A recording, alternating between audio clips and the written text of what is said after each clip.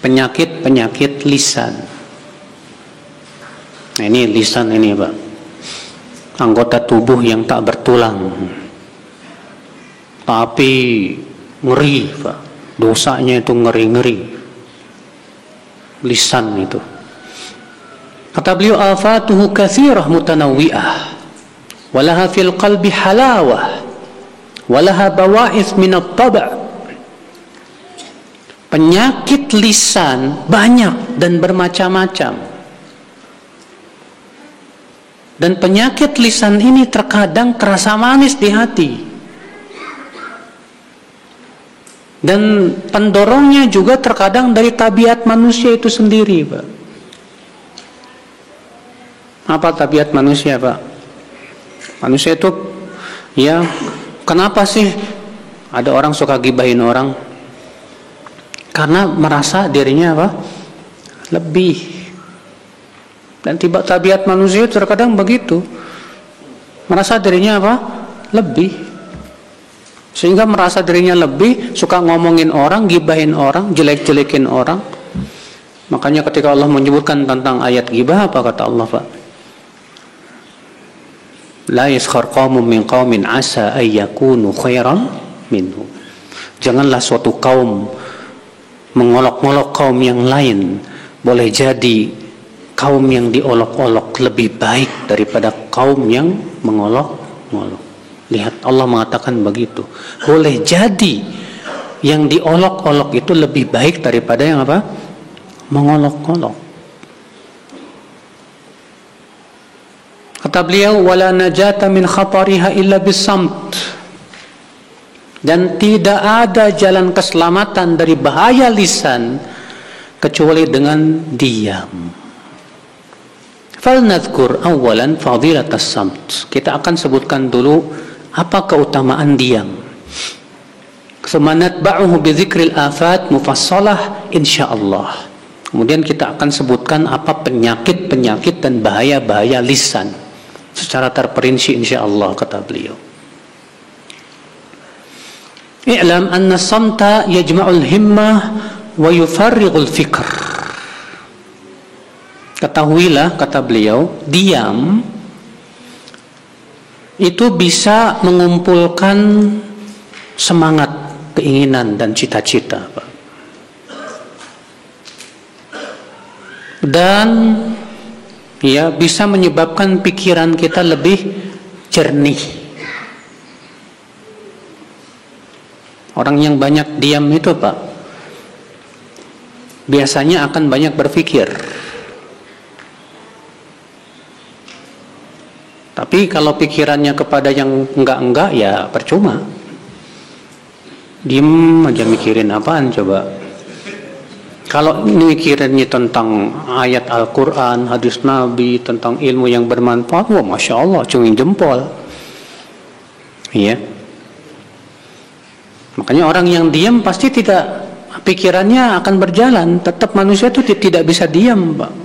Gak mungkin lisannya diam, pikirannya Pak diam, nggak bisa. Orang yang ngomong, ya, pikirannya tidak banyak, kecuali yang dia pikirkan adalah omongannya saja. Maka dari itu kata beliau, diam itu bisa mengumpulkan, ya, keinginan dan membeningkan pikiran. Fil hadis anna Nabi sallallahu alaihi wasallam qala man yadman li ma baina yahlahyaihi wa ma baina rijlaihi adman lahul jannah. Siapa yang mau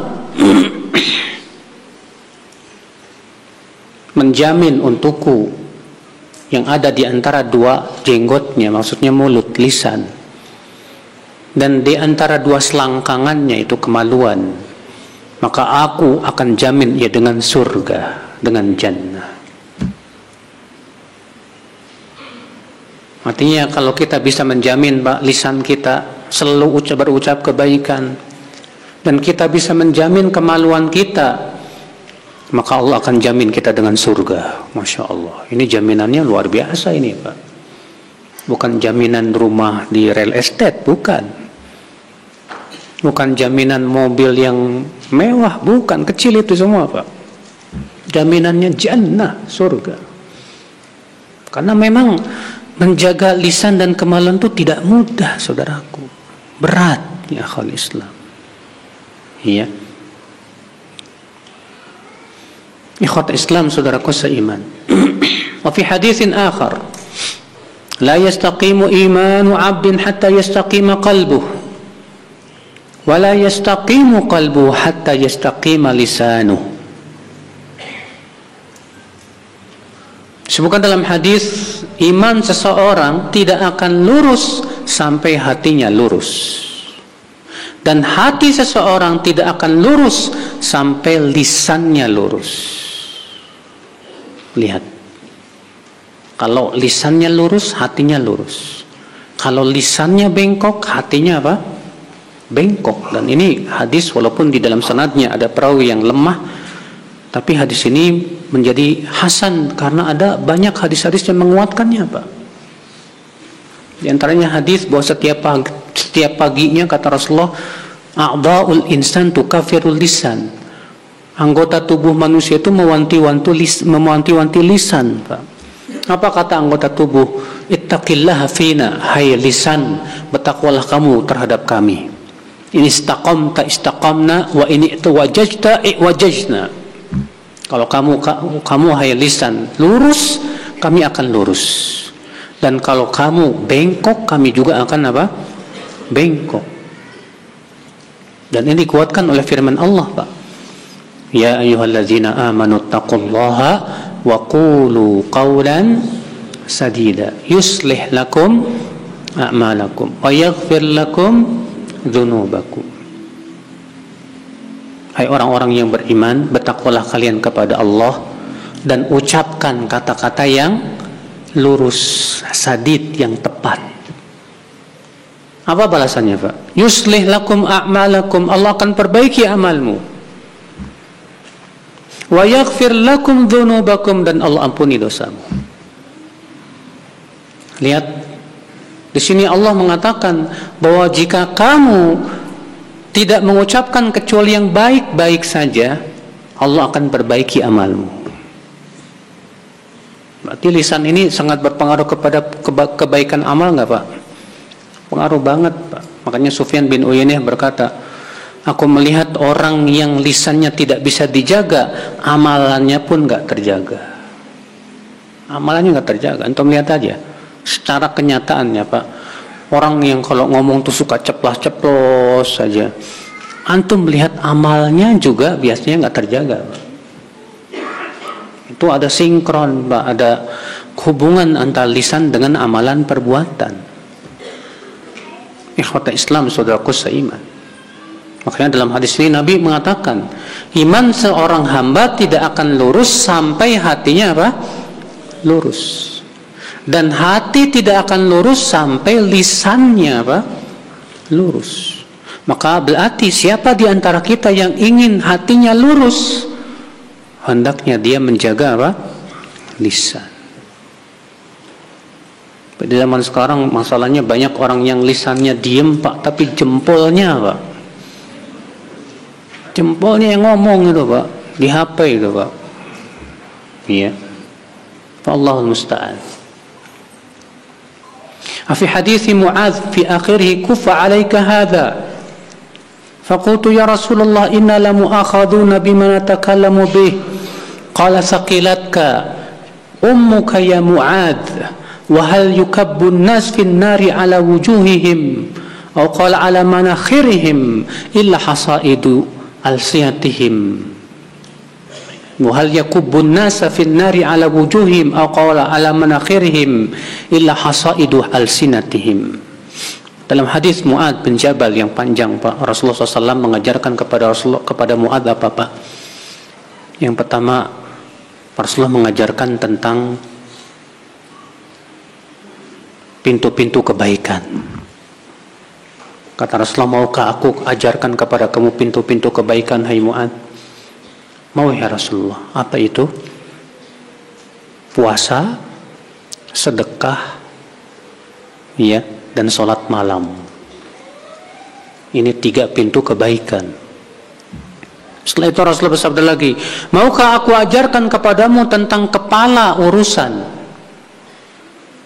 Rasul amri, wa amudu dan tiangnya, wa dhirwatu sanamihi dan puncaknya. Kata Mu'adz, mau ya Rasulullah. Kata Rasulullah, kepala urusan Islam, tiangnya salat, dan puncaknya jihad fisabilillah. Setelah itu Rasulullah bersabda lagi, ala adulluka bimilaki dzalika kulli.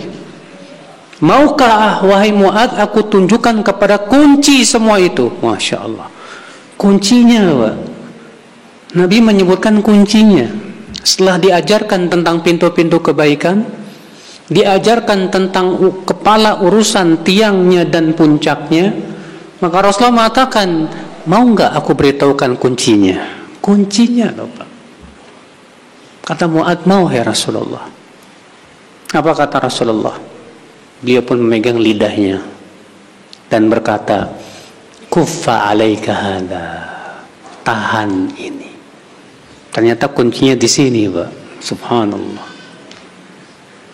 Apa kata Mu'adz? Wa inna lamu'akhaduna bima natakallamu bih.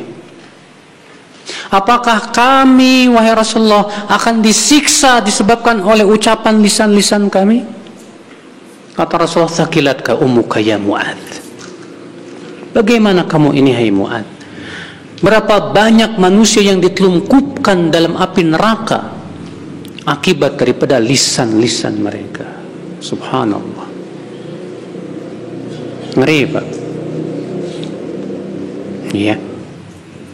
Maka dari itu ternyata menjaga lisan itu kunci segala macam apa? Kebaikan. Wa fi haditsin akhar man kaffa lisanahu satarallahu auratah. Sebutkan dalam hadis yang lain, siapa yang menjaga lisannya, Allah tahan auratnya. Allah akan tutupi auratnya.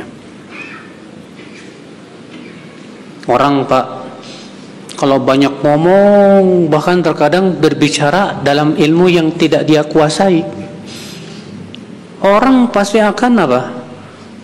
Akan menilai. Kata para ulama, man katsura kalamuhu katsura saqatuhu. Siapa yang banyak berbicara akan banyak salahnya, biasanya begitu. Apalagi kalau dia berbicara bukan dalam bidangnya, pasti dia akan jatuh banyak kesalahan. Akhirnya apa? Orang pasti akan mentertawakannya, bukan bidangnya kok bicara.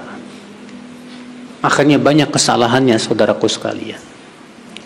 Maka orang yang dia banyak diam, ya, apalagi dalam perkara-perkara yang dia tidak kuasai ilmunya, mendingan dia diam, selamat.